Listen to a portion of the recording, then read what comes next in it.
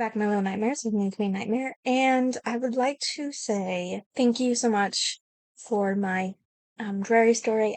As soon as I posted it, someone literally commented, oh, actually viewed it as soon as I posted it. So thank you to them. Um, and said a comment. They're like, "Oh my gosh, you're back!" Thank you so much. Now we are going to read a Tomarry because you know what day it is. When the two ends meet. Tomarry. It is by Joy It Banner J or Banner G. I will put it on the screen and I don't forget. I try to get not my older ones, I don't remember. Sometimes these stories do get, pulled off of Wattpad sometimes. So I can't promise my old ones are always up, but what I have been trying to keep in, going is that I post it underneath the actual Wattpad story, the link to it under my video, so that you guys can enjoy it by either reading ahead or watching, like reading it while I'm doing it, or to keep along and whatever. You can also criticize me for saying he did instead of squinted. I apologize. I did it twice as it was mentioned. But whatever. That was the old video. Let me read the description. Harry Potter only, is the only way to kill Voldemort, the darkest wizard of all time. Harry has been hearing this for years and helping his friends to defeat him. But what happens when the only people he thought would be his friends and mentors turns out to be his enemies? What happens when he finds out that he has a sister and there was no need to stay with the Dursleys at all? Find out what happens when Harry Potter, Dominique Sapphire, his sister, his Slytherin sister, and her friends make a plan. The only plan to stop Voldemort is to go change the past. The only people he could trust now are the Hogwarts Princess Dominique Sapphire, Slytherin Prince Draco, and the pranksters Weasley twins. Though they went to change the past, it only makes sense to say that their lives are also changed, especially Harry's.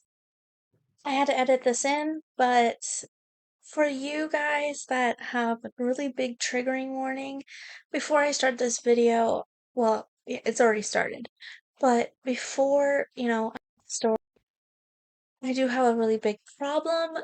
It is a big trigger warning. There are not SA, but close to it, and abuse, if you know what I'm talking about. I'm sorry if you're triggered by that. This probably isn't a video for you. There's not the actions of it, but it is like it talks about it. So I will try to put up um warnings of each place to where it happens so that you guys are able to, have some peace of mind. I apologize and I hope you guys stay safe, and mental health is very important. Like, I pride myself on it. So please turn back if it is too intense or it gives you bad flashbacks or hurts you in any way possible. Please, please do not push yourself for this video.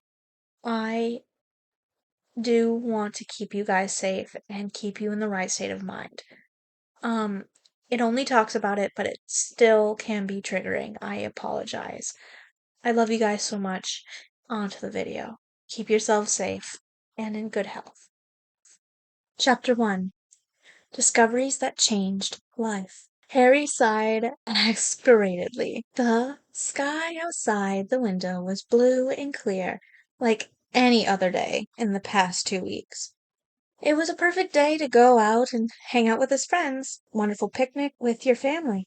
But, alas, when was Harry so lucky to experience all those, to enjoy his life? His parents were dead.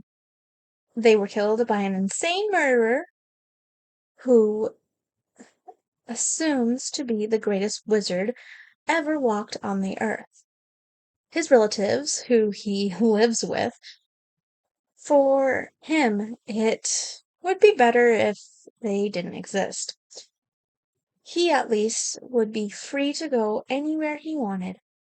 After so many years of extreme abuse, he has stopped thinking about all the way to make them love him. Right now, he was waiting by the window for 1 or 2 owls to fly in with letters. He was waiting for his best friends, Hermione and Ron, to reply to his several letters that he sent to get some news on the wizarding world. The last letter he wrote he could remember well was the 7th time he was writing to them, after he got no reply for the previous ones. He had actually expected this. After the Triwizard Tournament, they didn't talk much at all.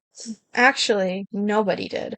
Everyone was blaming him for the death of Cedric Diggory and for lying about the return of the Dark Lord. He's tried to approach them, but they ignored the topic, which gave him the impression that they were blaming him for the death of the fellow student. Even his mentor and guardian, Professor Dumbledore, had also become quiet. Harry sighed again. He has been waiting for 2 days for them to reply to him, but nothing has come. Eventually he gave up on expecting any reply from them, but he was still determined to get some news of the Wizarding World, so he made up a plan. After 10:30, he was finally able to enter his bedroom, after completing the never-ending house chores given by Aunt Petunia. Tired and exhausted, he rolled over on his bed, his limbs spread across tiredly. Instantly his eyes started drooping, engulfing him in the darkness of sleep. He snapped his eyes wide open as he remembered his plan from the morning. He immediately got up from his bed, started pulling out his trunks. He put all his clothes and a few books and quills hidden under the loose floorboard, and secretly and very quietly padded out of his room. He cleverly avoided the last step that creaked and reached the cupboard under the stairs, where the rest of the books, his broomstick, and his wand lay, locked up. He packed everything in his trunk, with his utmost effort to not make a noise. When he was done, the only thing he needed was to get out of the house. He knew what he was doing. He was running away from the house where he was beaten up to a pulp, and over the last 15 years. No, he wasn't doing this to get some news of the other world he knew. He was doing this to save his own life. For the first time in all this years of saving the world, he was doing something for himself. His friends wouldn't be very happy about it. He knew that.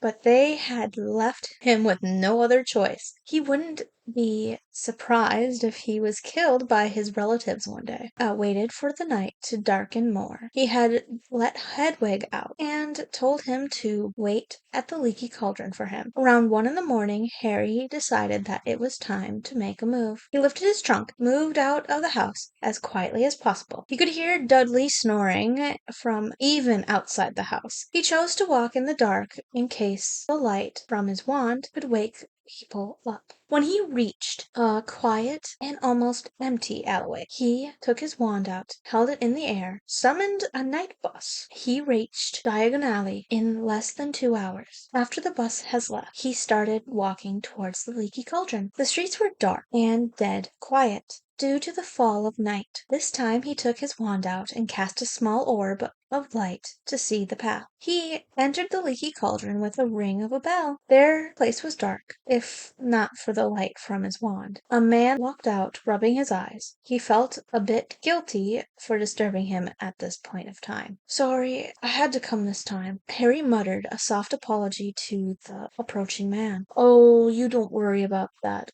People often come even later in the night. I'm used to it. Tell me, how can I help you?" Tom said dismissively, waving the hand. Thanks. Actually, I need a place to stay. I hope you have an empty room?" Harry asked. "Oh, yes, of course. We have an empty room. Come with me," Tom said, leading the way to a set of seats. And did Hedwig, a white owl. Come here. Well, that I don't know. Maybe she's sitting upstairs and waiting for you, Tom said, smiling at Harry. As soon as they reached the top of the stairs, the white bird appeared flying towards them and landing on Harry's shoulder. Jump, Hedwig! Harry petted Hedwig's feathers, and it gave a proud whoop. Ah, see? Told you. She must be waiting for you upstairs, clever bird, Tom said with a smile, to which Harry smiled back thankfully. So this is your room, and it'll be 30 galleons per day, Tom said when they had reached a room. I was asking that, is it okay if I pay tomorrow? I need to go to Gringotts to get some money out of there, if you don't mind, Harry asked, looking longingly at Tom. Yeah, sure. It would be perfectly fine for me, Tom said with a reassuring smile. Thank you, Tom, Harry said, nodding his head in appreciation. You're welcome, boy. Have a good sleep. Tom left him alone, putting his trunk down. Harry entered the room and lit the candles. He was very tired, but by now he quickly changed into his pajamas and rolled on the bed. The last thing that crossed his mind was that how he was going to convince his friends for everything he did, for running away from his house, and that he didn't kill Cedric. The next morning he got up a bit late. Turning over his bed, he realized that he could now as well sleep well apart from being free, and not have to work his ass off. He smiled a bit happy, and that his life was finally getting a bit better.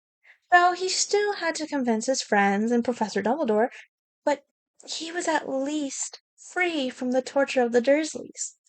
He slowly got ready, headed down to have his breakfast. After half an hour, he set for Gringotts to get some of the money out of it. The only time he visits there is with Hagrid. This is the first time he was going there alone. When he entered the white building, the other witches and wizards standing there peered at him weirdly. Harry didn't bother to give them attention, as he knew that the news that he is told that Voldemort is back was spread like wildfire. He walked to the counter. The short goblin leaned forward to have a look at him. How can I help you? The goblin asked in a harsh voice. I want to take some money out from my vault, Harry replied. Can I know your name, sir? Harry Potter, sir. Harry replied, nodding.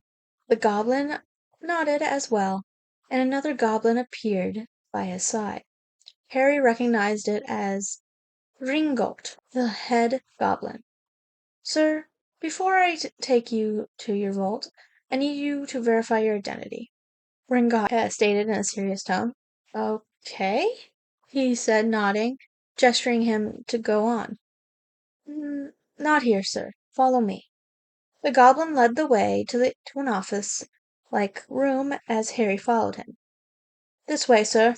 He entered the room with what seemed like a Ringot office. Sir, you were sent many letters, several letters stating that some people have been taking out money from your vault for many years, but you didn't come to verify the action. The only time you came was for some other people who told me that they will inform you about this, but you still never came. Somehow that you have come, I need to show you the letters. The goblin finished as he searched out some parchments from under the table they were sitting at and placed it on the table. Sir, please have 7 drops of blood on this parchment. The goblin handed Harry a knife. Harry cut the tip of his finger and dropped 7 drops of blood on the parchment. The second all the parchments started filling with letters and words. When the parchments were full, Harry picked it up and started reading. Potter Vault Transactions. Albus Dumbledore. 10,000,000 galleons in 15 years. Transferred to Molly Weasley. 1,000,000 gallons in 15 years. Hermione Granger. 50,000 galleons in 4 years. Percy Weasley, 30 gallons in 2 years. Harry Potter, 10,000 gallons in 15 years. Identity of the owner: James Potter, Lily Evans, and Harold James Potter. Harold James Potter, current owner. The mother, Lily Evans, dead. Father, James Potter, dead. Sirius Black, godfather. Godmother, Marilyn Sapphire. Sibling, Dominique Sapphire. Harry's mouth was hanging open. What the hell was this? He was never told about any transactions from his vault, neither did he get any letter. Sir, I never got any letter about these transactions, nor anybody informed me about this. Harry was spellbound. Did this mean that all these years, everybody whom he thought to be his friend or family was just there because they were paid by Albus Dumbledore? Why would he do that? And he had a sister, that too? Dominique Sapphire?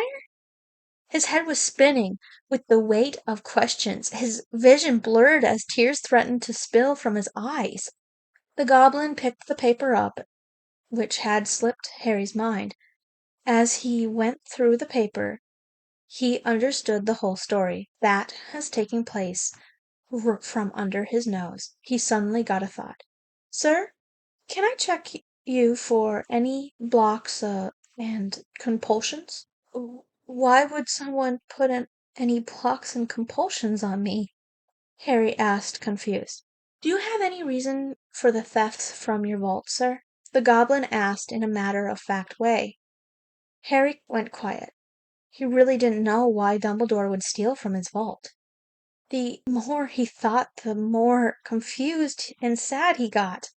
And each and everybody whom he had known, right from when he started going to Hogwarts, have been stealing from him and sticking around because they were paid to do so. That could be the only reason why Dumbledore was stealing from him and transferring money to all of them. He couldn't think of any other reason why. He just nodded solemnly and took the knife out and cut another fingertip for the test. As he dropped the another 7 drops of blood on the parchment, letters started filling the paper. He was shocked at what he saw, and his suspicions confirmed. Harold James Potter. Blocks. Power blocked by 50%. Compulsions towards Hermione, Albus, Molly, Ronald, Arthur, and Percy Weasley. The goblin's already grumpy face screwed up even more. He respected Albus Dumbledore very much, but after what he had saw, he could only try to hold himself from trying to confiscate his vault. He looked at Harry, expecting a request to remove all his blocks and compulsions, but Harry was only staring at the paper on the table, horrified. His eyes were continuously watering. Sir, would you like me to remove the blocks and compulsion? Ringrot asked when nothing came from Harry. Harry looked up from the table, and he now had a blank expression, his eyes still teary. He just nodded, slightly, and got up from the chair. The goblin led him to the center of the room, and started removing the blocks. Without warning, an excruciating pain dominated his body, sending him on his knees, and the goblin winced in guilt that he had forgotten to warn him about the pain. After a few minutes of the extreme pain, it finally went away. He remained laid on the floor for a moment, before sitting up with difficulty. Can I get my money now? Harry asked in a hoarse voice. Yes, of course, Mr. Potter. Will you be able to travel to your vault? The goblin asked in a polite tone. Harry nodded his head and staggered up on his feet. The goblin moved slowly in front of him, leading him towards his vault. When Harry got back from Gringotts, he somehow managed to pay Tom for the day and went to his room. He lay on his bed thinking of the difficult circumstances that may have compelled Dumbledore to steal the money from him, but he couldn't find any reason that was strong enough to back up his actions. And the people whom he thought to be his friends, they were just by his side for their own needs. He still wasn't sure about his godfathers. Sirius and Remus had always protected him, but right now, in this situation, he was finding it hard to believe anybody. And his sister didn't even come in his mind for the second time. The people who care. The holiday came to an end. Thought it would be wrong to say that it was a pleasurable one for Harry. Being away from the Dursleys, the news he got from Gringotts, and was enough to destroy the slightest happiness he got from running away from his vicious relatives. He got into severe depression, thinking that the only people he thought to be his family in this whole world were just using him. He at times thought that people would have been more happy around the world if he hadn't been born. For the rest of the holiday, he had cried himself to sleep each and every night. There were times that he had tried just to end his miserable life. He would slice up his forearms and even his throat, just wishing that he would die this time, but in vain. He would just faint for a few hours and then suddenly wake up in the bathroom all by himself. He didn't have to work too much on packing his trunk, as it was already half packed when he reached the King's Cross station. Only 10 minutes were left for the train to leave. He didn't try to find anybody. He just walked straight up to the train, hoping to find an empty compartment. But he obviously didn't have so much of luck. Before he could find anybody, he found the one. Actually, no. He was trying to avoid the whole world altogether, but he happened to find the one he already loathed. Draco Malfoy and his gang. Wow, what a start. Hi, Potter. Trying to find your Scar Guards? Malfoy drawled with a smirk. Harry was definitely not in the mood to tolerate him, of all people. He just gave Draco a blank look and attempted to walk away. Draco was shocked to see his sullen and bloodshot eyes. Thankfully, Harry was wearing a scarf to cover the scars on his throat. But that attracted even more attention since it was in the middle of March. Draco frowned in confusion and blocked Harry's way. Once again. Potter, I think you have hit your head somewhere. It's the middle of March. Why are you wearing a scarf? He was trying to sound at least caring. As you guessed, I am crazy. Got your answer? Harry spoke up in a blank tone. His tone was definitely perfectly going, with his eyes hoarse and fracked. This time he pushed past Crabbe and Goyle and went away to find his empty compartment. Draco stood there shocked.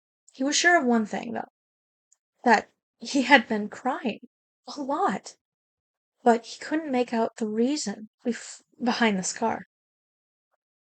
He stood there for a moment, thinking about the meeting before setting off for his own compartment. Harry had at last found an empty compartment at the very end of the train. He sat there looking out the window as the train had started moving in a slow pace. His cheeks were again stained as tears rolled down from his eyes. He just sat there and thought about his state, what he had, whom he had. He had almost thought about not going back to Hogwarts again. Everyone related to it seemed to have betrayed and just used him since from his birth. He now just felt that the Dursleys were better than them. At least they didn't pretend to like him. They did what they wanted straight in front of his eyes. Ugh.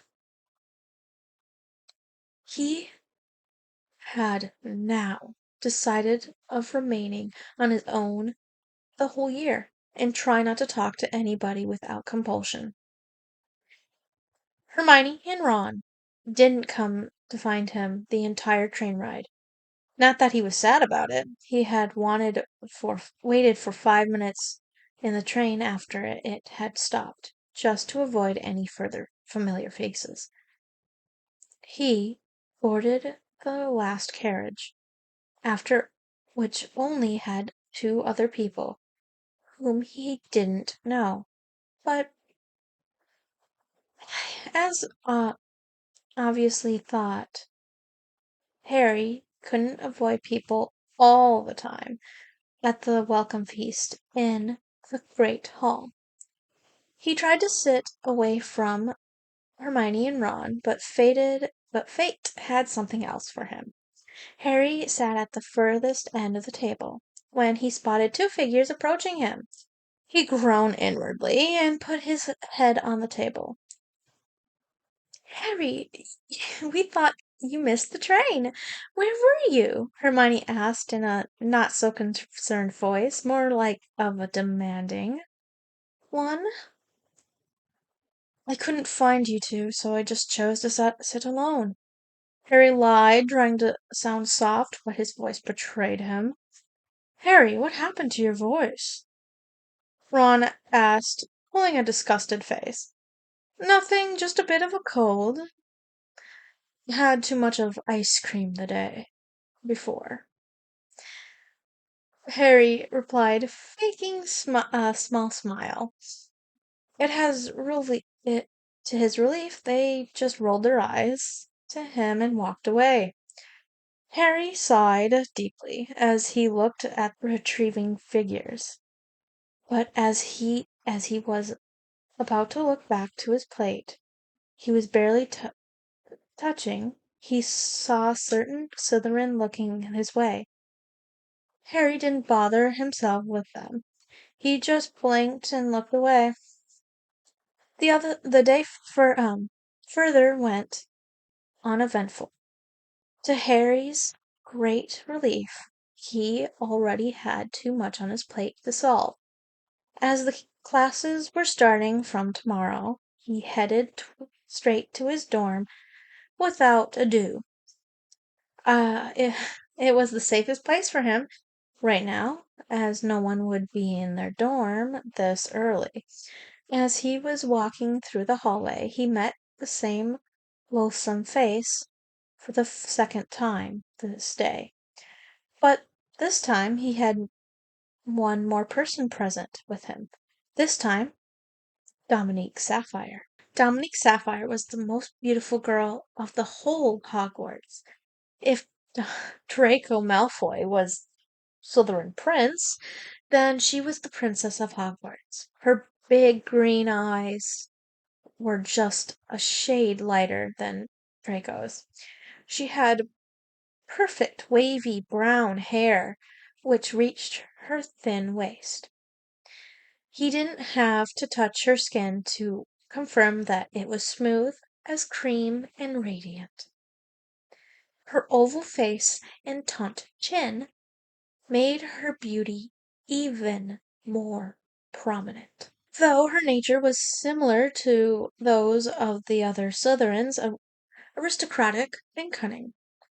Her dangerously intimidating stares and quiet nature made her different amongst them.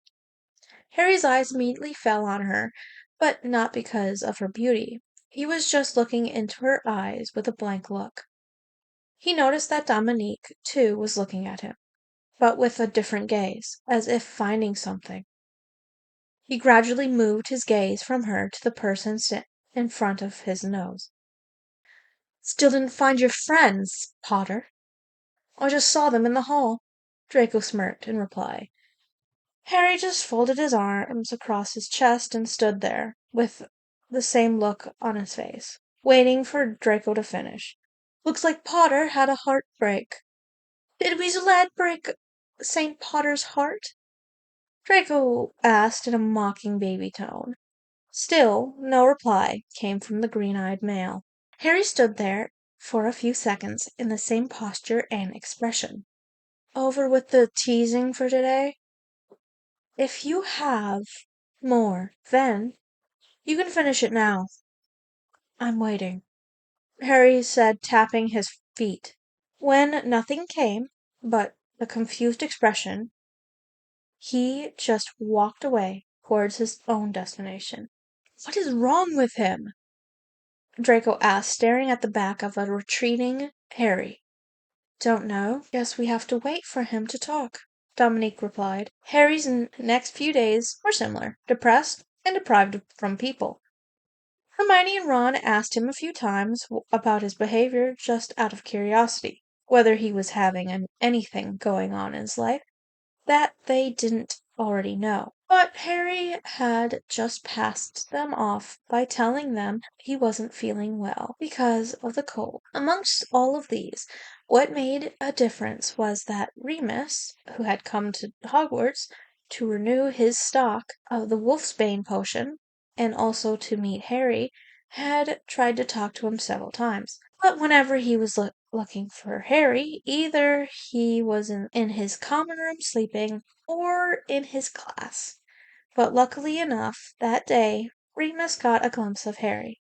He was probably going to some class, but he couldn't care less. He ran and reached him from behind, grabbing his arm, determined to talk. Harry, where have you been? Remus asked, concern dripping from his voice. Harry turned around and tensed immediately seeing Remus. He didn't know what to say because his heart and mind was yet decided whether he too was using him or not. He gave a weary smile and uttered a soft hello. Remus frowned at his soft tone, but continued. Ron and Hermione told me that you were ill and all, but that was 3 days ago. And Remus stopped abruptly. His frown deepened as he studied Harry's face carefully. His eyes were sunken inside, swollen at the same time. His cheeks looked almost hollow. Harry seemed to have noticed Remus looking at his face, as he freed his hand from Remus's grip and averted his face sideways. Cub, what's wrong with you? Why do you look so pale? Remus asked carefully. Nothing, nothing. As you told before, I was ill. Now I have to go, or else Snape is going to give me a hard time again. Harry joked half-heartedly and quickly walked away, before Remus could stop him again. Remus didn't try to stop him, thinking that what Harry said about Snape was true, but he knew better than to believe his godson what he told about himself. He was certain that a petty cold fever wouldn't drain out the life out of a person's body like that. He decided to find out the reason behind it, and if his suspicions were right, then he would tear the throats out of the Dursleys. In Hogwarts, Harry wasn't the only one who was staying a bit deprived. There were two more people, Fred and George Weasley. Though not up to the level of Harry, but they weren't behaving usually, with a few selected people to his family. And Hermione. Similar to Harry's case, nobody knew the reason. Fortunately, they have noticed Harry's depressive symptoms. They were just waiting for the right moment to cage Harry, because they knew that he would try to escape by giving them some other answer. In a few days' time, they got their desired situation. Harry was walking towards the Gryffindor common room. He was not tired, but his face was telling some other story as well. He walked in a slow pace, his hands stuffed in his pockets and head down. He followed his every step as he climbed the marble stairs. Suddenly, out of nowhere, two figures jumped in front of him. He was about to stumble down the stairs out of the way, but two hands caught him by his. They had a gleeful smile on their face. He didn't have to look at their faces to confirm that they were the twins. He looked at them with a shocked expression for a few seconds before sighing and walking past them. But one of their hands was still caught. "Wait, we need to talk to you," George said in a comparative serious voice. Harry turned around, knowing that he didn't have any excuse for class, nor they were the people to take that he was tired. "Yeah." Harry nodded and looked up at them. "What is wrong with you? Why have you been acting so depressed these days? Did something happen during the holidays?" the twins asked simultaneously. Harry glared at the two identical for a second, before crossing his arms over his chest, straightening up a bit. "Why would I act depressed? I'm completely fine. You both must have made a mistake," Harry said confidently. He didn't want them to show that he was weak in any way. "Yeah, it seems on your face."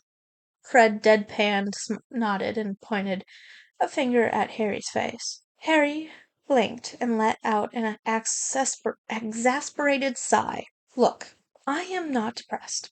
Stop wasting your time on me. It'd be much more useful for you if you go and talk to Ron or Hermione right now," Harry said in a tired tone. Fred and George frowned and glanced at each other. Ron and Hermione? Both of them muttered in shocked tone, narrowing their eyes at Harry. They remained quiet for a second before realization dawned on them. Harry was about to leave, when, for the second time, his hands were grabbed. "Guys, please let go of me," Harry pleaded, tired from everything going around him. "Harry, did you come to know about something during the break?" George asked seriously. He felt Harry tense under his grip for a second before wriggling violently out of his hand to free himself. "Harry, please answer us. Did you come to know anything about us during the break?" George asked in a silently higher voice. "Yes! I came to know many things about you all. I came to know that everybody whom I have trusted in my life, that I considered as a family, have used me for money all along. Ron, Hermione, Mrs. Weasley, Percy, Professor Dumbledore, and God knows who else.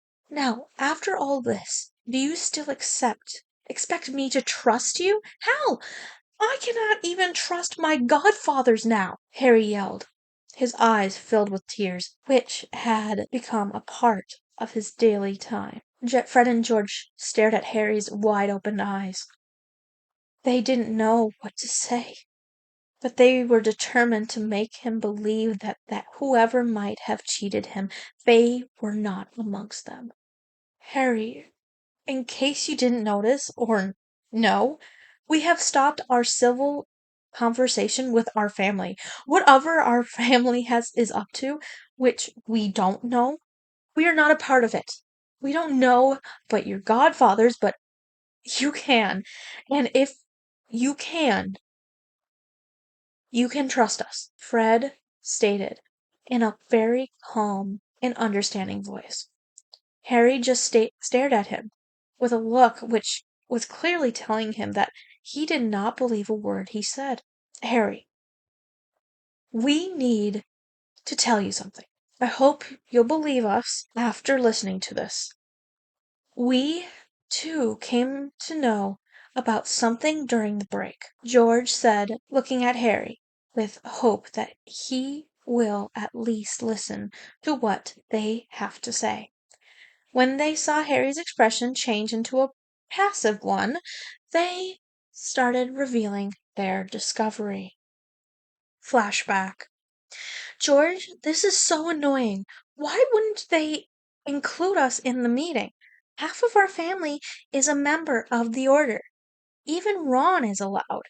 How can they think us any less than Ron? We're the pranksters," Fred whined in a baby tone. "You're right, Freddie. This is an insult to us. And I, George Weasley, the best prankster of our age, won't tolerate such insult. We may not be allowed to attend the meeting physically, but we were never told that we cannot hear the meeting, George said with a devilish smile. Actually, the Weasley family and Hermione were in the Grimmauld place right now, attending a meeting called by Professor Dumbledore. Except Fred and George, everybody present in the house right now was a member of the Order of the Phoenix. This made the twins very fidgety and curious, and given to their bad habit, they were not being going to just sit and let this happen. After 5 minutes, they returned to their room, carrying their weapon to take revenge on them for not including them in the Order of the Phoenix. They were carrying their ever so useful expandable ear. They carefully removed a loose floorboard above the room they were where the meeting was taking place, and fixed it there as the weapon in position. They did the inevitable. This is not possible for me to carry on, sir. He is annoying and stupid. Doesn't even get a thing going right under his nose. Came Hermione's voice. Fred and George frowned. Yes, Professor, we need more money to continue this. He's getting even more whiny and clingy with the passage of years. They heard Ron's voice whine, ironically. Shut up, Ron. There is no way you both are thinking of discontinuing this, and Professor Dumbledore is paying you enough money already, Molly scolded. Yes, Ron, I don't think you should disobey Professor Dumbledore. Mom divides the money among us as we deserve.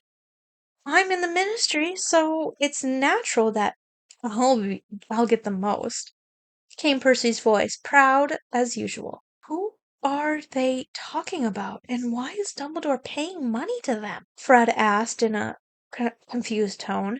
George had the same frown as Fred on his face.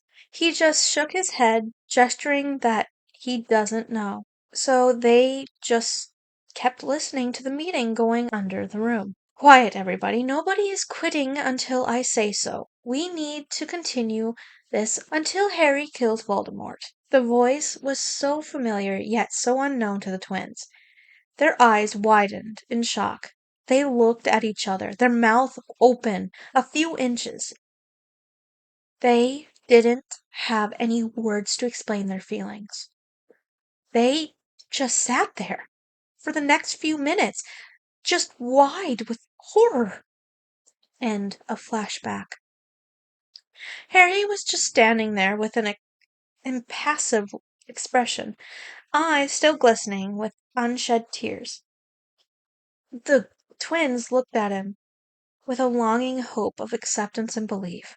But Harry didn't say anything. His eyes were sad, and tears started welling up. They should have expected this coming. They turned to each other, looking into eyes, having a silent conversation. Then, after a few seconds, they nodded and clouded their wands under their robes. Harry immediately took a few steps back in fear and distrust, and reached for his wand. Seeing his reaction, the twins parted their lips to speak, but closed them again, thinking that at this moment Harry was in no condition to understand them. Rather, that they were in no condition to explain what Harry was gone through, which rendered anybody to distrust even their own soul. They just kept their eyes in grief for a few seconds, thinking about their family and the similar kind of situation they were in. They were determined to make Harry trust them, and also that they will make their family pay for whatever they have done to him and them.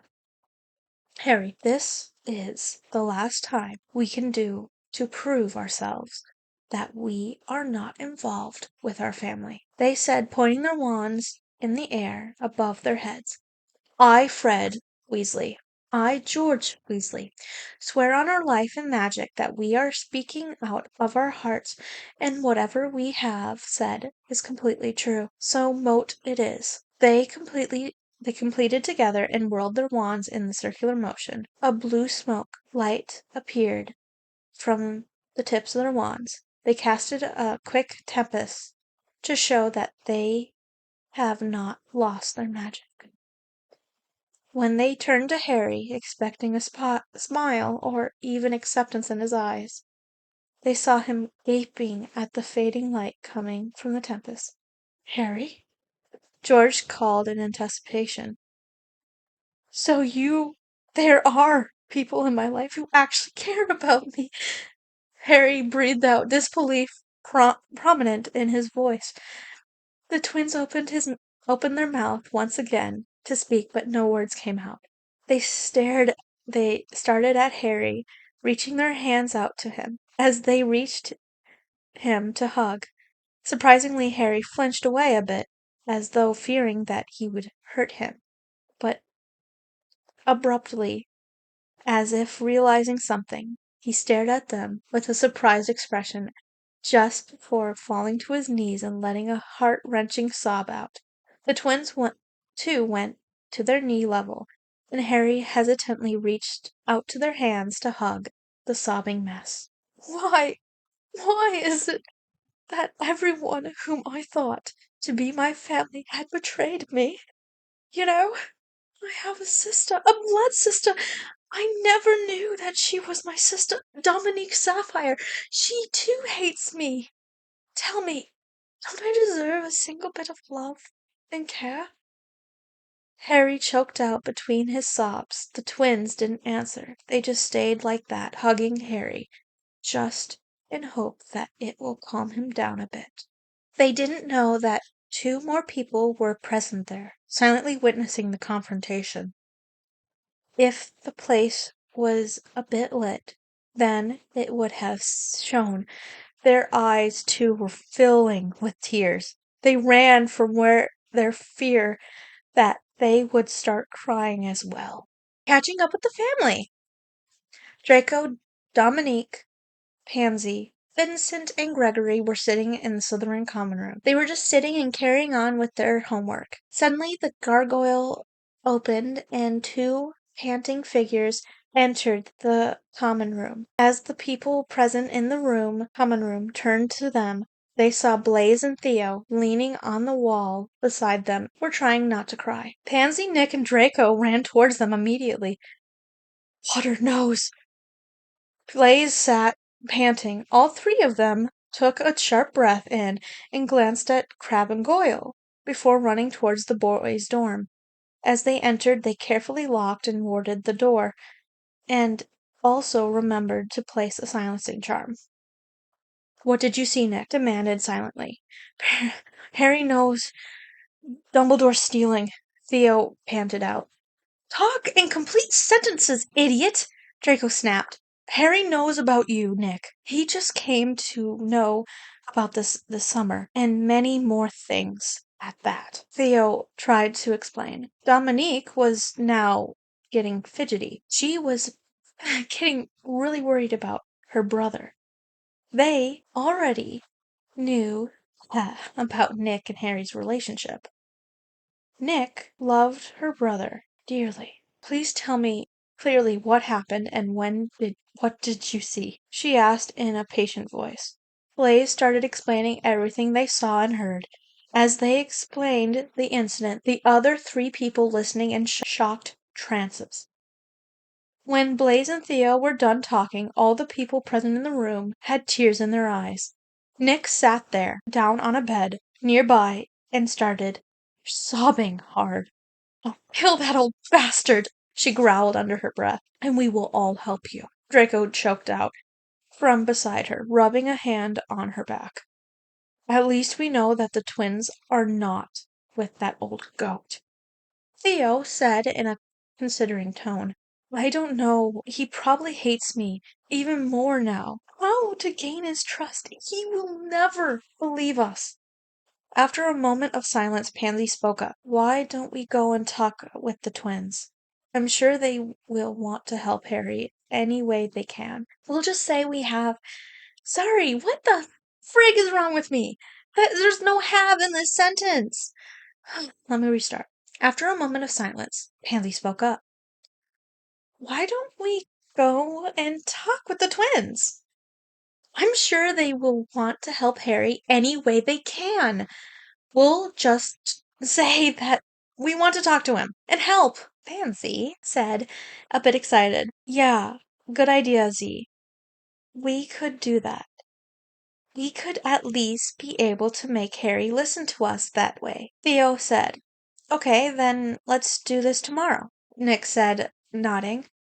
They all departed to their own bed, a bit excited and sad at the same time. They were excited that after so many years of hiding the truth from Harry, Dominique would finally be able to talk to her brother without sneering or showing hatred. Draco was relieved that he wouldn't have to taunt or tease Harry to speak with him and know about his condition with his friends. On the other hand, Harry didn't go up to his bed at all.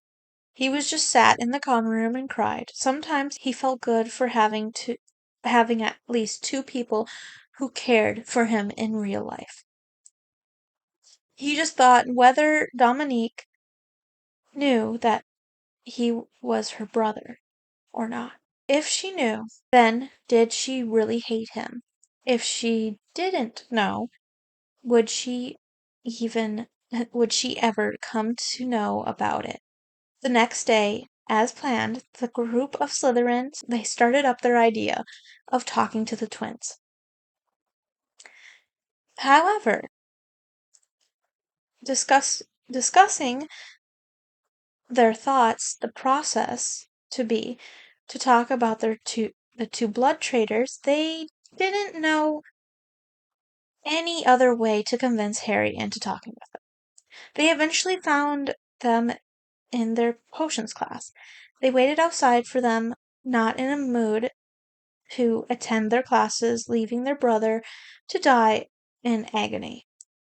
When the twins came out, they gave a head start at the sneering. What are you lot doing over here?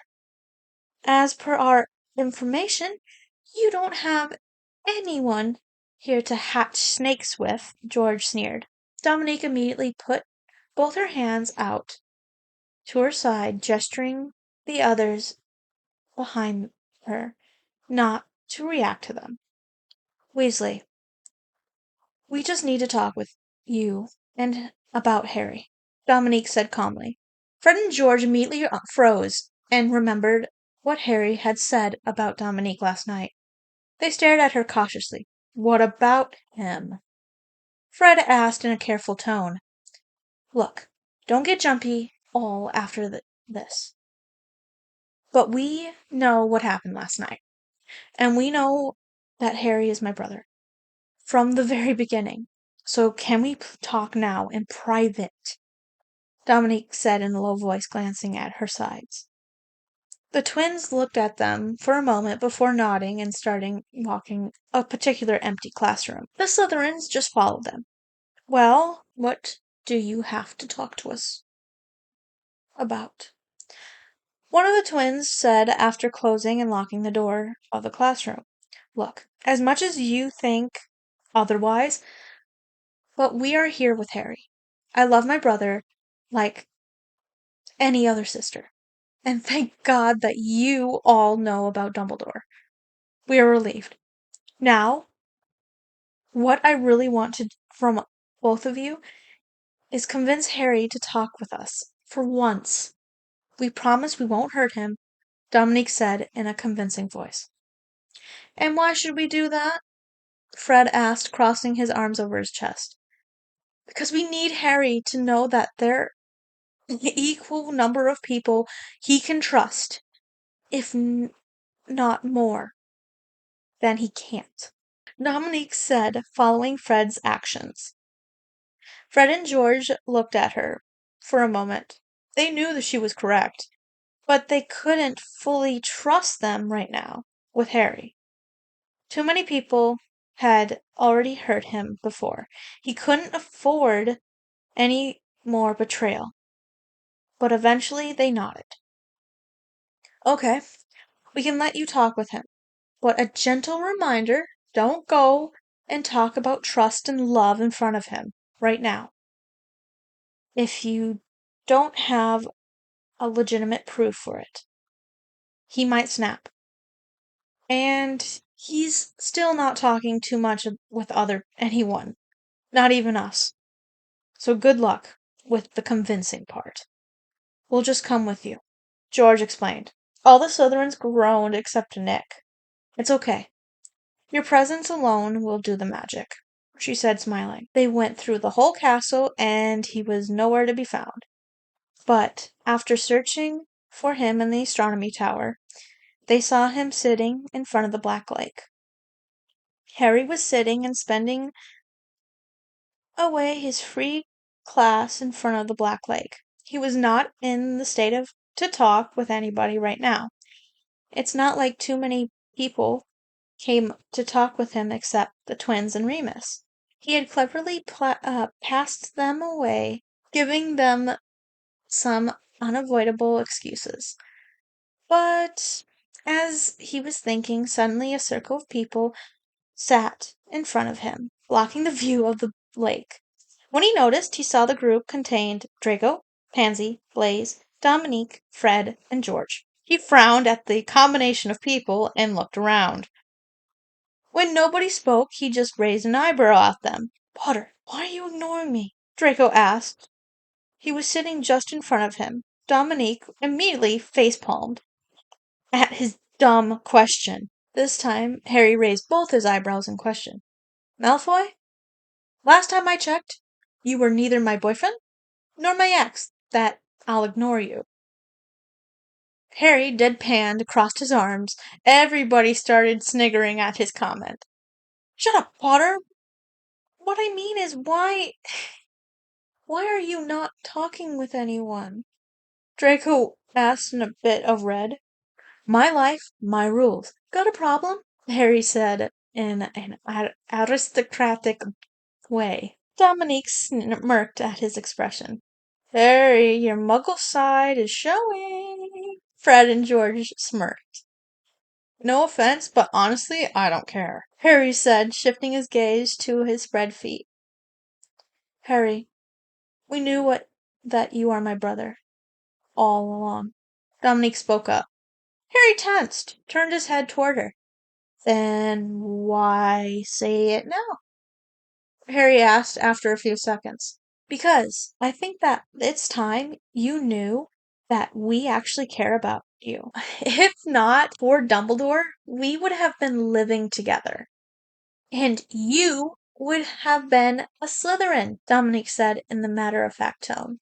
She looked at him for a few seconds. He did, obviously, not believe her. Harry, let me explain, please. We know the truth. It's not like what you think. We actually have a lot of people whom you can trust. You just have to be in the right place. Right from your birth, Dumbledore kept placing you in the wrong places. First, he put you with those muggles when you could have easily been put with us. Even more higher level of protection. He knew that my mother is Lily's blood sister. Second, he made you think that the Slytherins are the evil people, so that you are willing to go in Gryffindor. Third, he compelled you to trust the wrong people. Harry, before we didn't have a choice but to be jerks to you. We did that just to see if you were fine. We would confirm that you are fine. If you just reacted the same way as Draco when he taunted you, and when you didn't react the same way, we instantly understood that you were not fine. That was the only way we could check in on you. Dominique finished with sad eyes, but fortunately Harry was smiling a bit. So she immediately smiled back.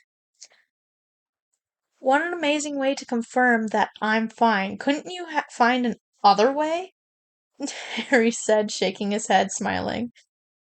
Everybody immediately laughed, happy that Harry was at least reacting positively. Not at least with those traitors lurking around you all that time, Nick said, laughing. The first time Fred and George didn't react at the insult of traitors. They knew that they were truly traitors, rather blood traitors for an entire different reason. Harry, there's more to the story than you can even assume. He's not only playing with yours, but many other lives and relations. The main cause that today Snape behaves with you so nastily is none other than Dumbledore. During the time when Snape was a student in Hogwarts, Lily, my mother, and him became good friends, even before the sorting. Even when my mom and Severus became Slytherins. Lily didn't break their friendship. When one day Snape, irritated from our father's bullying, called her mudblood, she obviously got angry, but never broke her friendship. Then after that, my mother convinced him to apologize to your mother. That was a good day, actually, when Snape had apologized. Lily brought all four of the Marauders to apologize to him, too. After that, all of them became very good friends. But obviously that old fart had to interfere. Fearing that it will affect the house rivalry, he erased all the memories of their friendship and made Lily believe that she had broken her friendship with Snape after the mudblood incident. Nick finished, taking a deep breath and scowling. That old bastard loves to put compulsions and blocks on people. He had me on a 50% block on my magic, along with the compulsions towards Ron, Hermione, Molly, Percy, and Dumbledore himself. Just what does? Harry was interrupted by a screeching pansy. 50%? You're a block on your magic? How were you not a squib? Or you should have been somewhat close to Longbottom.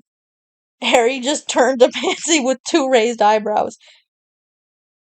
I think it would do better if you had a check on Neville's wand. I don't think you'll stand a chance in front of him if he had his own wand instead of his father's.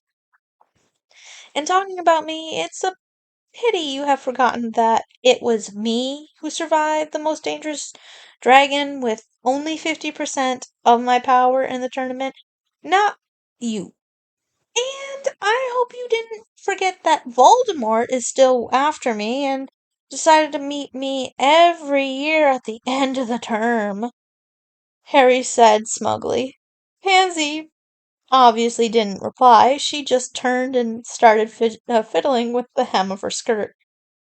And, dear brother of mine, here comes the most important part of the story. I hope you didn't forget that Dumbledore was the Transfiguration teacher in Hogwarts during Tom's time, so I think you can quite easily get the fishy smell coming from the name itself, Nick explained. Harry just stared at her for a second before his eyes went as wide as a saucepan. He immediately got up from there and started walking away. But before he could get too far, he turned towards them and just said one sentence. I trust you, Dominique. And then he disappeared into the castle within a few seconds. When Nick turned to the leftover group, She was met by two confused faces of Fred and George. "What, the beetle's not through the hole yet?" she asked them, making a face. They just shook their heads. "Would you please do the honor, Blaze, while I try to go and find Harry?" she asked, turning to Blaze. Blaze just sighed and started explaining the whole thing to the twins. Dominique and Draco stood up as well before walking towards the castle. As they entered the castle, Dominique and Draco separated up to find him. Dominique searched for him in the two of the towers and the other one. While Dominique was going towards the astronomy tower, she bumped into the most unwanted person in her life, Ronald Weasley. Dominique just went on to pass him with a sneer.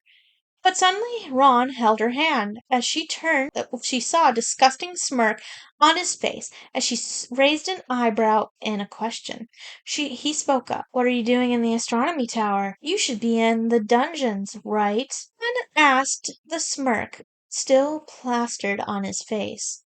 "What is it to you where I go? It's not like there's a rule that Slytherins cannot come to the towers," Dominique said, jerking her hand out of his grip. "No, just asking that's all," Ron said, his eyes roaming her body. Dominique instantly cringed and crossed her arms across her chest to save some of her dignity. As she did that, Ron's eyes snapped up to the green ones. She was just staring at him in such a dark way that anyone would mistake her for actually a Death Eater. It's not like students other than the Slytherins didn't think that. Out of nowhere, Hermione came. "Ron, what are you doing with my boyfriend?" Hermione screamed. "What a banshee!" "Oh, nothing. Your boyfriend was just checking me out," Dominique stated in a calm voice. His eyes narrowed at Ron, but then immediately turned to Dominique. "Whatever are you doing here, anyway?" Hermione asked with the same narrowed eyes. "Well, I just answered the same question to him, so please." Dominique jerked a head towards Ron. "Whatever," Hermione said before pinning her hand through Ron's arm and dragging him away. "What were you doing, checking her out like that?" she heard Hermione ask Ron. "What? She's hot, and don't talk as if you don't. Check out Malfoy whenever he passes you. He's hot too. And that day I caught you shagging Lavender. And yesterday night I caught you shagging with Cormac." Dominique just stared at the retreating backs before blinking a few times and walking away, shaking her head in disbelief. Author's note. Hey guys, it's great that you are liking the story, if I guessed it right, but I think I should say this somehow. I think you are all thinking that this is a time travel thing. The discussion about should have started by now. Don't worry, it'll come. I didn't tag this as Tomarry for nothing, guys. Just 1 or 2 chapters is all it'll take to start the adventure, and I hope you are liking the pre-adventure part too. So, guys, keep reading, and please don't forget to vote and comment your views on the story. It means a lot to me. Thank you very much. Love you all. The still unknown part. Harry was sitting in the Gryffindor common room staring into the fire blankly. He was thinking about his life so far. Now that he was thinking about the different incidences happening in his life, he could easily detect the different tricks of Dumbledore. Why were the Weasleys, being a wizarding family, going to the platform 9 3/4 through the Muggle station? Why was a sorcerer's stone taken out of the Gringotts that was hidden in Hogwarts? How come Dumbledore didn't know that it was a basilisk that was petrifying the students? Dumbledore could have easily found a different way of killing the basilisk with his help after knowing that he was a Parseltongue. How come Sirius was never proven innocent by the Ministry? Surely they should have used Veritaserum on him, like that was used on all of the other suspected criminals. How come Barty Crouch Jr. came into Hogwarts, one of the safest places in the Wizarding World, probably the second after Gringotts? After recovering from the unpleasant meeting, Dominique started towards the astronomy tower again, hoping to find Harry there. But fortunately and or unfortunately, she ran into the Hogwarts feared potions master. Sorry, Professor, I wasn't watching where I was going. She apologized quickly. Clearly. Snape nodded curtly. But I don't think it's in you to walk so carelessly around the hallways, Snape said, his eyes giving away a searching look. As Snape was starting to walk away, she suddenly had a second thought to let Draco search him alone. Sir, she called out, can I talk to you for a minute in private? She asked as Snape turned around. Snape just nodded and went on towards his office. Yes, Miss Sapphire, you were saying, Snape said as he sat down behind his desk. Sir, it's about Harry. He knows everything except about you, Dominique said in a low voice. Snape's eyes narrowed immediately. Explain, he said in a cold voice. Snape just nodded curtly before getting up and walking to the door. He opened it and caught a random Gryffindor student asking him to call Harry immediately to his office. About an hour later, when Harry came to Snape's office, he was experimenting with one of his potions, while Dominique was just sitting there watching him. Actually, Snape was having quite a hard time with this potion. He had tried it quite a few times within the last few months, but never reached the required results. Harry approached Snape slowly and carefully, not wanting to get snapped at. But as he reached the table, he saw the potion that Professor was working with was about to explode. Just a whim, he recognized the potion. Before what to do. In reflex, he summoned the required ingredients and carefully completed the potion. Snape was about to snap at him as he narrowed his eyes and pointed a finger at Harry. But before he could say anything, he noticed the potion settled down. So he stopped and stood there watching Harry as he worked. When Harry was finished, he was smiling and admiring his work. When he realized what he had just done, he froze on the spot and looked at Snape carefully from under his lashes. He he saw him standing there with his eyes raised at him in question. He he could say he could see from the corner of his eye that Dominique too had an amazed expression on her face. I'm Um, sorry, Professor. I just saw the potion was about to explode, so, sorry. Harry breathed out, knowing that whatever he had told, it wasn't going to stop Snape from snapping at him. How did you know what the potion was? It's certainly not in fifth year course, rather in any year at that. Snape asked, a bit surprised in his voice. Um, I just happened to read a book present in the restricted section of the library, so it was there, and maybe I just remember it from there? Harry said in a careful tone. He was a bit surprised that Snape didn't snap or shout at him for interfering in his work. You read a potions book from the restricted section. His head cocked up. Um, yeah. Why is it so surprising for you? Snape just shook his head and gestured him to sit. Potter, I've called you here to talk about something you definitely know. I hope you get what I'm saying. Well, for a matter of fact, I know that you are going to reveal some more surprising fact either about Dumbledore or about yourself. I think it would be easier for me to absorb the information, however surprising it is. If you say it a bit more politely than you usually do, Harry said, nodding. Snape cocked an eyebrow up, but chose to ignore his sarcasm.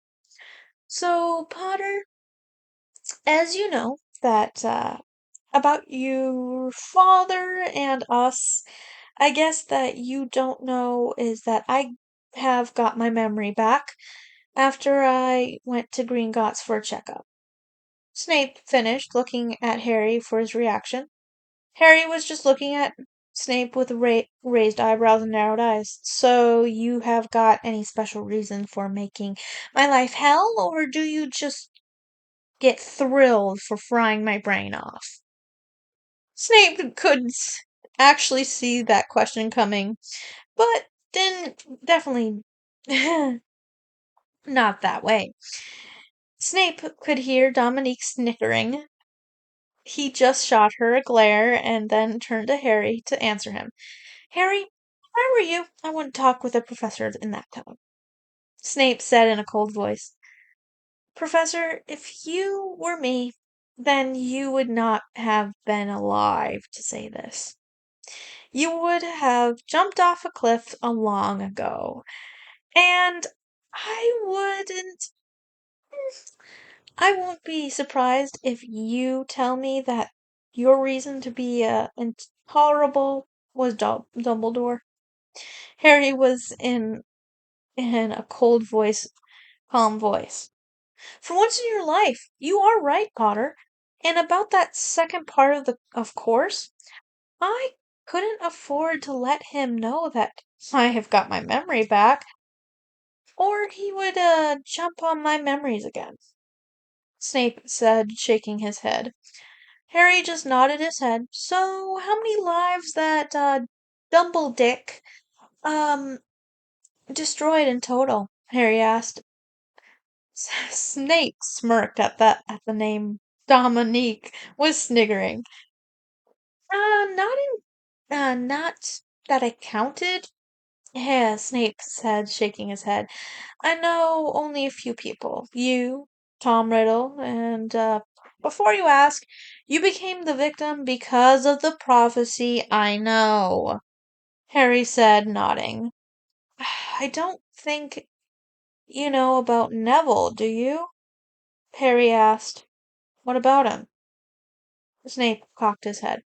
He too is a victim. He doesn't have his own wand. He uses his father's. I don't know how he managed to do that, though. But I think he too is the blocks. They there couldn't be any other reason for him to be an extraordinarily stupid. You can see his intelligence in subjects of herbology, which doesn't need wand or magic to that extent. And it doesn't help that you act as an intolerant in front of him. So much so that his Boggart became you, Harry explained. I don't believe this, Brat. Why does all the blame rest on me in the end? Snape groaned. Both Dominique and Harry laughed at this. Dominique was happy to see her brother, laughing a bit after so long. She was amused that the reason was none other than Snape. Professor, can you teach me occlumency like this? That possible? Why do you want to learn occlumency all of a sudden? Snape asked, raising his eyebrows. Actually, both legitimacy and occlumency. I only need it in the reign of terror. Could you please? Harry said, pursing his lips. Snape stared at him for a moment and then nodded. Okay, fine, but you have to concentrate and learn it by your heart. Stated, pointing a finger at him. Sir, I am not that stupid as much as you think I am. You'll soon get a proof. Have a good day, sir, Harry said, smirking. After Dominique and Harry had left, Snape stirred the potion once and muttered, I have already got proof. A week has passed. Harry was high on his alchemancy and legitimacy lessons. He had already mastered the art of alchemancy to Snape's amusement and amazement. He just now had to practice it continuously, which he was it was a while to learning legitimacy. Ron and Hermione were getting restless now. Harry had not talked to them properly since the start of the term. Whenever they tried to talk to him, he would drop the conversation or make a leave, giving some or the other excuses. They had to talk to him to know that what was going on in his life, the reason behind his sudden change of behavior. One day, at breakfast, they decided to confront him. As Harry entered the great hall, they blocked his path by standing in front of him. Harry, talk to us. Why have you stopped talking with us? Hermione asked in a demanding voice. Hermione, I'm hungry. Please, let me have my breakfast. Harry said, not looking towards her. No, not before you tell us why you've been acting like a jerk to us ever since the start of term. Ron said, stepping closer to Harry. Ron, are you trying to kiss me? Budge up a bit, dude, Harry just said, waving his hand. Ron made a disgusted face and stepped backwards. Shut up, Harry. Stop being disgusting for once. You better tell us, Harry, or you are not getting your breakfast today, Hermione said. Menace was clear in her voice. Harry's eyebrows shot up. Oh, Mom, sorry I offended you, Harry replied in a dramatic voice. But, but, as you know, I never accepted your application to be my mother, Hermione, Harry said in a cold voice. Harry, your family died a long time ago. You are not holding on to them till now, are you? Ron asked in a dismissive voice. Oh, not at all. Friends like you can be replaced every grief of people's lives, Harry said, putting on a mask of carelessness. Replaced with what? Happiness, right? Ron said, smirking. Oh, dear Ron, you are so naive. Sorry I didn't mention, but I might replace with anger and disgust, and not happiness, Harry said giving a fake smile.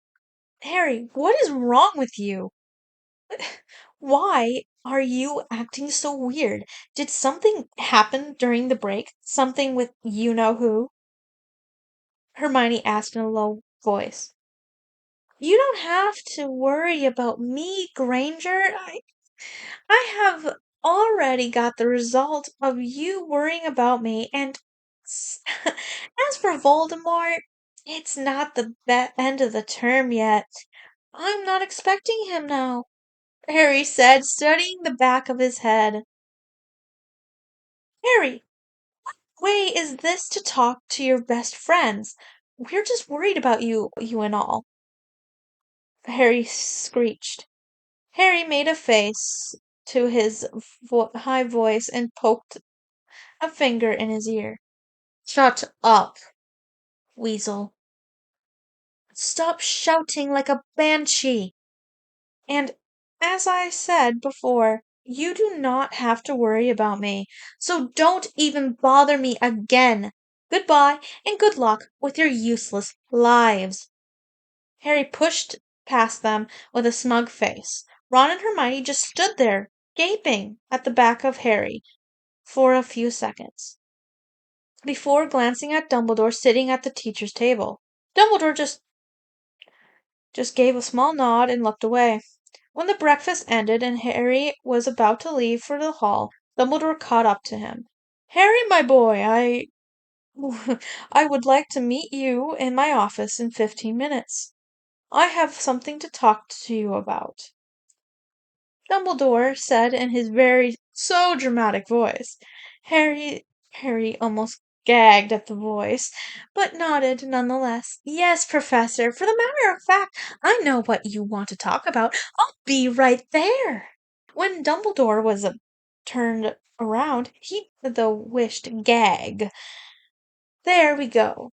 A meeting with the deadliest grandpa ever. He rolled his eyes and started off in the opposite direction.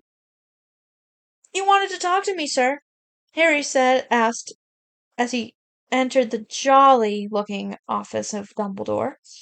He had made sure to inform Snape about the meeting and put up his acclimatic shields up. He didn't want to let Dumbledore know about his awareness of his disgusting plan yet. Ah, yes, Harry. Wait, sit down. I was waiting for you. Dumbledore breathed out in his usual grandfatherly tone. He gestured towards the chair in front of his desk he was sitting at. As you know, I have witnessed the rise of tension between you and Hermione Granger. And Weasley. Do I have the liberty to know the reason behind the, said tension? Dumbledore asked, looking straight at Harry's eyes. Harry knew just what he was trying to do. He quickly double-checked his mind shields before speaking. Of course, Professor, you do have the liberty. Actually, the thing is, they were pressuring me a bit to tell me the reason behind my depression, and I just broke out on them. That was it.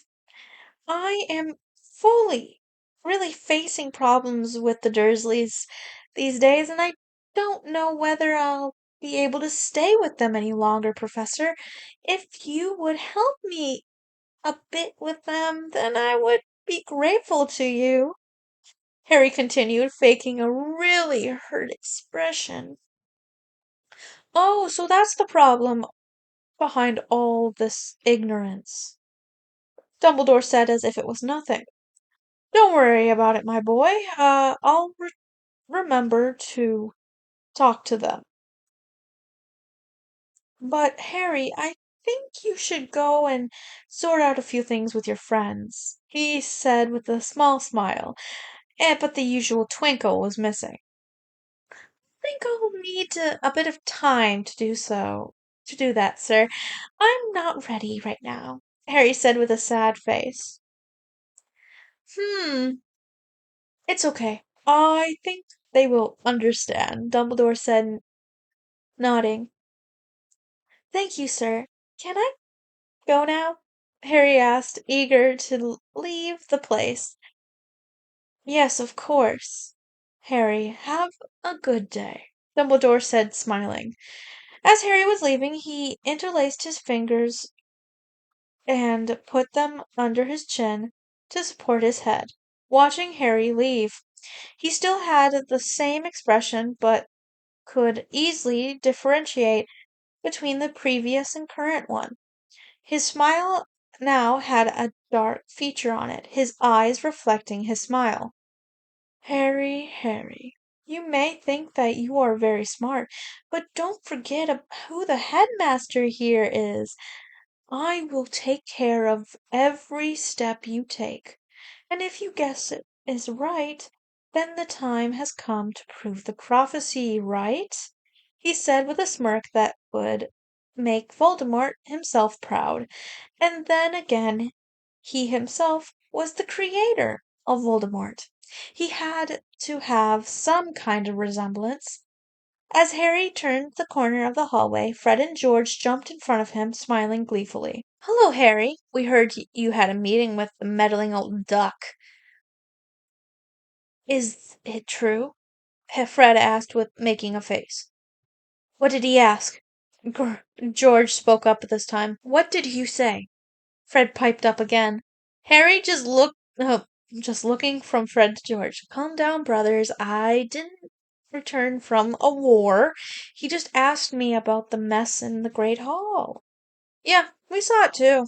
You were great, Harry. I don't think they are going to block your path again anytime soon." George said, smiling. "Don't be so happy. I don't think that Dumbledore is oblivious that I am learning occlumency and legilimency, and he's not a fool to sit and do nothing after knowing this. We'll have to make out a way before he digs the path towards my death," Harry said in a tense voice. A scowl appeared on everybody's face. It was not easy for them to fool the greatest sorcerer in the Wizarding world, but they had to find a way, or they were sure that Dumbledore would not spare them. Chapter 5. Malfoy Manor. One night after dinner, Harry, the twins, Draco, Dominique, Blaise, Theo, and Pansy were sitting in the library and doing their homework. The Christmas bells were high. Christmas holidays had start in 3 days. Damn! I'm not getting a thing to write about this essay. McGonagall has Theo banged on the table they were sitting on with his fists. It smelled of some ink from the ink wells lying over it. "What are you so thumping and jumping about, Not? You soaked my essay with ink," Harry said, casting a cleansing charm on his parchment. "I don't know what to write on this topic. The Transfiguration essay McGonagall asked us to write. There's nothing in the books." "What's the topic again?" Harry asked, narrowing his eyes while thinking. "Vanishing spells. We just did practical classes on this topic. I don't even know which book to find them in." Theo whined. "Stop whining and listen to me," Harry said, and started explaining him the spells with great details. Who invented it, when it was invented, the incantation, the wand movement, and very other precise details. The other students sat there and listened to Harry with wide eyes. When he finished it, not only Theo had enough things to write in the essay, but it also cleared any doubts the others had. "Wow, Potter, when did you get so intelligent? You never showed so much intelligence in front of us," Blaise asked, amazed. "Neither us," Zabini. "Even we didn't know what our Harry was so intelligent. That our Harry was so intelligent. Hell, he's even better than Hermione," George said in an amused tone. Harry scowled. had to even hide my knowledge, or that Granger would get jealous every time I got something right. And she didn't. She's such a bitch. Ugh. Even even I don't get so much jealous. Pansy rolled her eyes. By the way, Malfoy, she's a crush on you. Actually, no, sorry. Not on you. She has a crush on your ass. She just loves checking it out, Harry said, keeping a straight face. What? Ew! Is is is it really true? No, Potter, you are joking. Draco pulled a face. Nope, he's not. Even I heard her calling you hot. She wasn't practically talking about your bum, though. But obviously Harry will know better than me, Dominique said, smirking. Ew!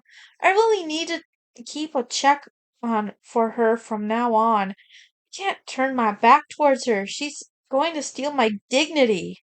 Draco squealed. Harry rolled his eyes. Stop acting like a teenage girl, Malfoy. You don't roam around without your pants. And Nick. Ron has I don't know what to call it, but he lusts after you. For you, Harry said, looking at his hands on the desk. Clearly, I had already got an example for that. He's even worse than Granger. Dominique shuddered at the memory. Ugh. Okay, enough of this nonsense. Now, Potter, I want you to come over to Malfoy Manor this Christmas holiday. So, what do you say? Draco asked, looking at Harry expectantly. Harry became startled at the sudden invitation. Oh, sure, I'll come. Okay, I'll come. That sounds cool.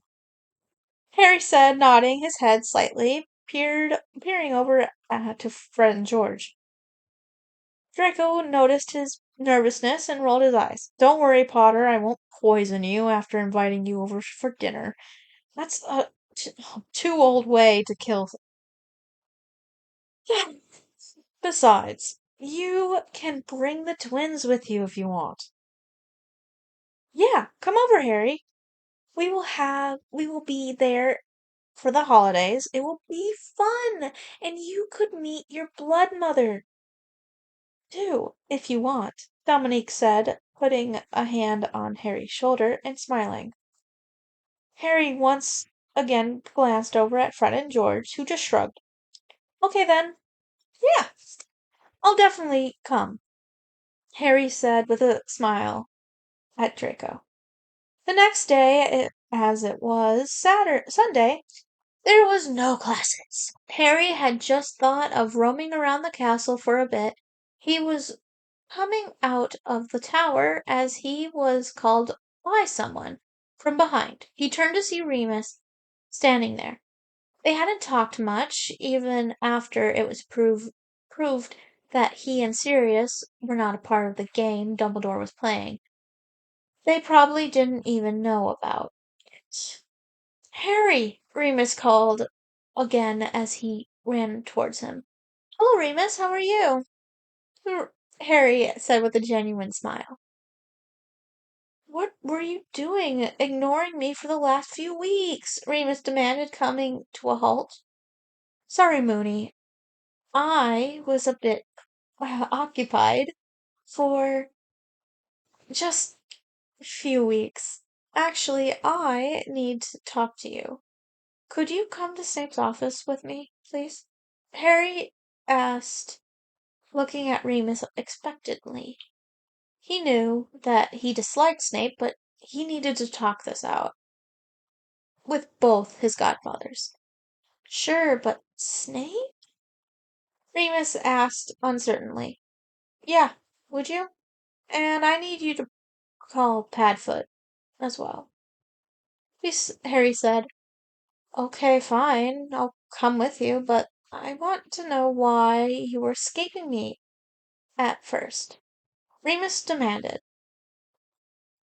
He was happy that at least his godson was talking to him again. Harry just smiled and nodded before walking towards Snape's office. As they entered, Snape was startled to see Remus in his office. He instantly understood that Harry was up to something. Potter, what are you doing in my office? I didn't call you or Lupin. Snape asked in a careful voice. Moony, just call Sirius, please. Harry says, ignoring Snape. Potter, what do you think you are doing? Snape asked again, but still Harry ignored him. He saw as Remus called Sirius from the food. After a few seconds, Sirius appeared. Hello, Moony, pup. He greeted Harry and Remus with a smile. Hello, Snape. He nodded curtly towards turning to Snape. Potter, do I get an explanation of what of the happenings in my office? Snape gritted out through between his teeth. Of course you do, Professor. So as you can assume that as I am here, I have a motive behind it. I truly have. Harry looked at Snape with knowing eyes. Would you do me the honor to speak a bit clearly, Potter? Snape asked, annoyed. Do as you wish, Professor. So, in the meeting with Dumbledore that day, he tried to break into my head, but I obviously blocked him, which he inevitably noticed. Harry stopped and looked at Snape. He saw his eyes went from narrow to wide. Harry knew that Snape understood the result of that. So, I have decided to revert the erased. So, no one has any confusion, Harry said, looking from the confused faces of Sirius and Remus to Snape. Snape instantly caught Harry's clue and just summed up the whole thing. What Harry was actually trying to say is that if they are not given back their memories and told about Dumbledore's intentions, they could easily be used by him against the dark side. And Harry was also indicating to the beginning of the war. Will anybody tell us what kind of riddle solving game you are playing? Because I'm getting a word. Sirius asked, shaking his hands in the air. Snape has looked at Harry and nodded in agreement. Black, Lupin, there's more than something you need to know. But first, I need to give something back to you which were taken away from you years ago. Not an object, but some really good memories, Snape said, turning to the other two men present in the room. What memories? I don't remember losing any memories, Remus asked, tilting his head. Sirius had a similar reaction. As oblivious as ever, Snape muttered under his breath, before putting his wand at them and saying the incantation. For a moment their eyes went wide as there was a faint orb of light emerging from the tip of Snape's wand. But then everything went normal as long before. Sirius and Remus looked around for a second before noticing Snape. Severus? They both called out together. Yes, my friends, Snape said in a calm voice, smiling. To Harry's amusement, he smiled a bit at the reunion of the bunch of old friends. Remus and Sirius ran to Snape and hugged him, before realizing and grinning widely. Thank you, Severus. We are so happy to see you again. To know you again as our friend, Sirius said, grinning. I too am very happy that I finally can talk to you both as friends and not enemies. That Dumbledore will have to pay for what he has done, Severus growled. But why did he do that? Remus and Sirius asked in unison. Severus explained everything to them, the breaking of friendship, the memory erasing, then Harry, and everything else. When he finished, the two old men were fuming with rage. I don't believe this. I respected him so much, but I never knew that he would turn out to be such a bastard. Sirius spat out. Padfoot, Mooney, I think you are missing out your junior. Harry called out. Oh, Prongs! I'm so sorry. Sirius scooped Harry up in a tight bear hug. Prongs? Eh? I see. Snape said with a smile and shook his head. Yeah, he's our junior. Prongs Junior. Remus smiled proudly at Snape. I'm sorry, at first I doubted both of you as well. But then Nick told me everything about you all, pulling away from Sirius. Nick? Who's Nick? Who's that? Remus asked, confused. Dominique Sapphire, the daughter of Marlene Sapphire? She's my sister, technically? You should know, Harry said, smiling. Their eyes went wide. She's here in Hogwarts? All this year? And I didn't even recognize her? Remus said, cursing himself. This is insane! I'll go insane! Sirius said, shaking his head. Anyway, I need to apologize to someone. Harry, I'm really sorry for my behavior against you. Hope you understand. Snape said with a small smile. Of course I do, Severus, and it's super okay. Harry smiled and nodded. Thank you. Severus smiled at him knowingly. Eventually the day to head toward home came for the students of Hogwarts. And for Harry and the twins, it was the day they would go to the Malfoy Manor. As the train came to a halt in Hogsmeade Station, they all got down, finding Lucius Malfoy. There he is, Draco said, pointing a finger at his father's blonde head. It must be so easy to spot your father, isn't it, Malfoy? I mean, anyone can spot that shiny blonde hair amongst the hundreds of people, Fred said, smiling. Really, Weasley? I didn't know it was so hard to spot your family members. Draco glared at him. Fred and George just smirked. Yeah, it is really hard, you know, George said, pointing at Harry's head. Draco just looked at them, realizing his mistake, and mouthed the words sorry to them. They just smiled at him. When they approached his father, they all said their hello to him. Hello, everybody. I see that there are three more unexpected guests with us, Lucius said, peering at the young three heads. They looked nervously. Relax a bit. You all are very welcome. Draco had already informed me about you three. I have made special arrangements for them, Lucius said, smiling. As they apparated to Malfoy Manor, everybody was greeted with open arms. They had a great dinner that night, and as they were all tired from the long journey, they all went to sleep early. The next morning, when Harry, Fred, and George came down for breakfast, the table was already full of people, but one person made them jump and yelp in fear.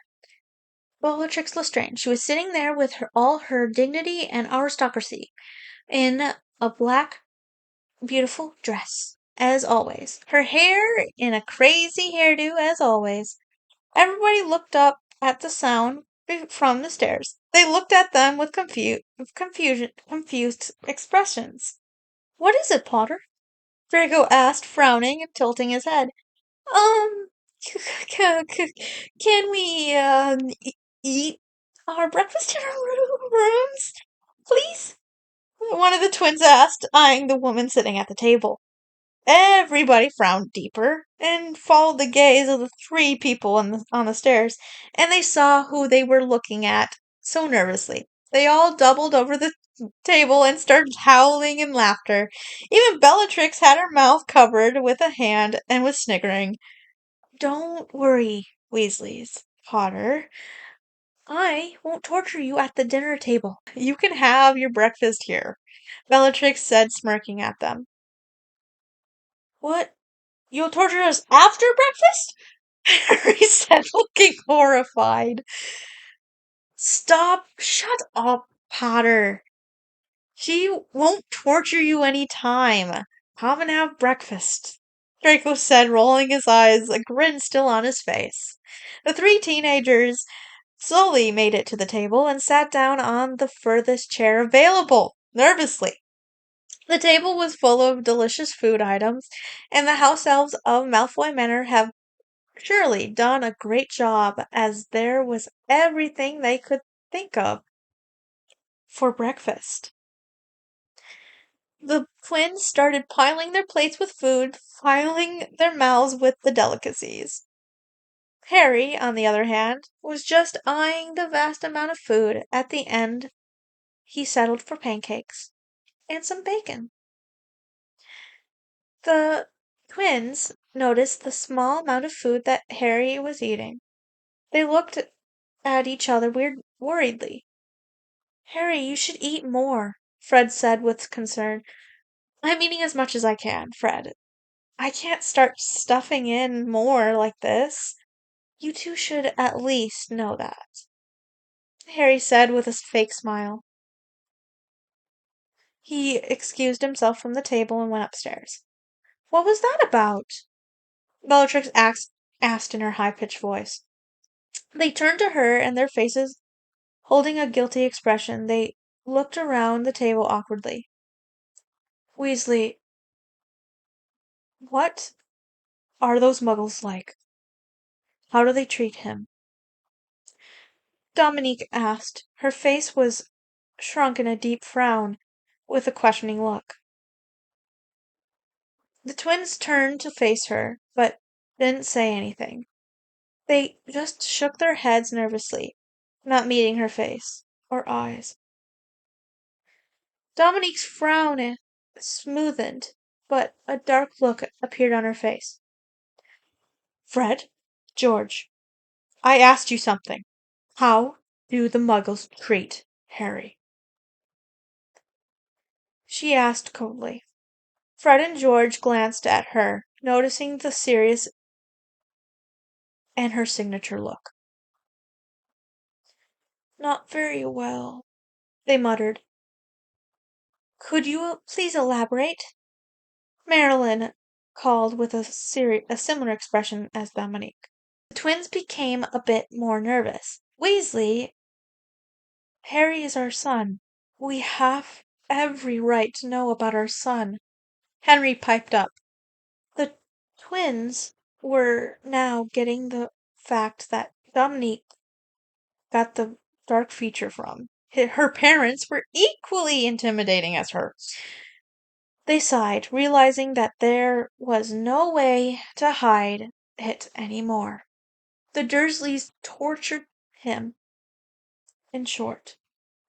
Fred said they hurt him in every way possible, starved him, beat him,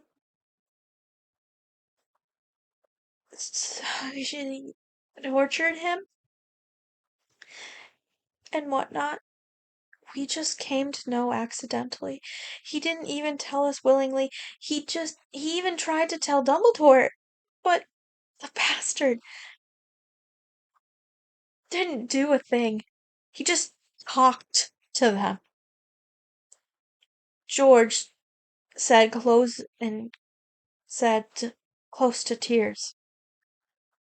Gasps were heard all around the table. They turned their plates and started puking their food. I think Sirius and Remus must be called right now. Informed about this. Harry is their godson. Snape growled and walked up to the fireplace. Oh no, they will skin us alive, the twins muttered under their breath. Just then the fire went into a green shade and the two figures stepped out of the fireplace, dusting their clothes. Severus, why did you call us here? Remus asked, looking around. He saw Bellatrix and Narcissa get up from their seats with concerned faces. I have something to tell you about Harry. Severus growled. I'm already getting a feeling that it's not a good thing. What is it? Remus said in a serious tone. As Severus explained the matter to them, their faces turned as red and hot as fire with rage and fury. George, dare you not speak to us before? Sirius bellowed, walking towards them. The twins immediately shrunk in their chairs.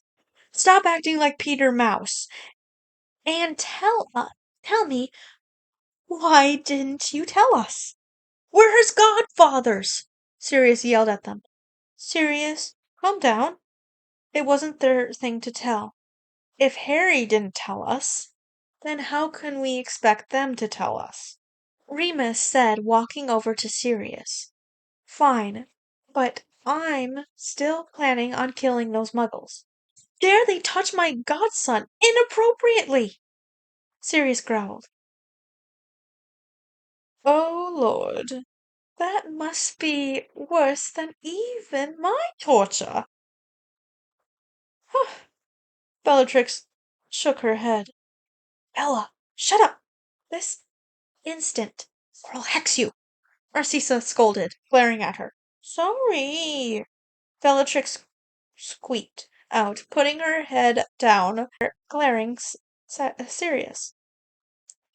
I think we should go and talk with Harry, Severus said in a serious tone.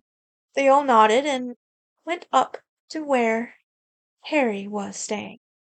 Sirius knocked on the door and waited, but no answer. Pup, are you sleeping? He called from outside, but still nobody answered. He peered into the room. It was empty. Harry, where are you? He called again, entering and looking around. Guess he's in the bathroom? Draco said, pointing at the closed door. Potter, come out. We need to talk to you. He called from outside, still getting the longing silence. Move over, Dominique said, pushing Draco away from the door. She had a frown on her face. Alohomora, she muttered, pointing her wand at the doorknob. The door clicked open. As she pushed open the door, she took in a sharp breath. Harry! She ran in and knelt down. Okay, guys. Thank you guys for watching. Yeah, I'm gonna leave you out on a cliffhanger, and I hope you liked this one. This is part 1 through 5. There's 15 more parts after this, not including some of the author notes or whatever, or including one if I miscounted. Okay, thank you guys so much for watching. I hope you like this one. This one is going to go, it's gonna be more like a time, guys, give this a big thumbs up or whatever, and you just you, okay? There, I'm going to, I didn't do this beforehand because I didn't know how much triggering it would be, and I know a lot of people hate the word trigger. I apologize. I will definitely put stuff down below for other people to skip it. And I tried to not say a lot of words that could be triggering to other people. So that's why I didn't say the whole word. I did mumble it, or I did a kind of noise. So I'm sorry about that, but hope you join me for the next Tomarry week, part of the week, which is always going to be Friday and Saturdays. And so I have so much to do. Oh my gosh, have I recorded over 2 hours of stuff. Bye guys. I love you guys so much. Thank you guys so much. Go check out the writer, give them some love, and if you have any more suggestions, look at my social medias down below. And I love you guys so much. Bye-bye!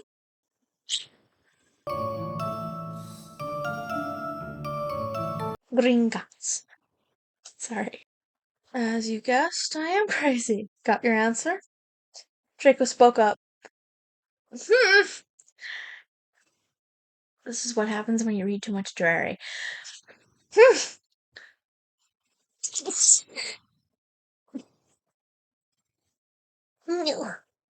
Sneezes.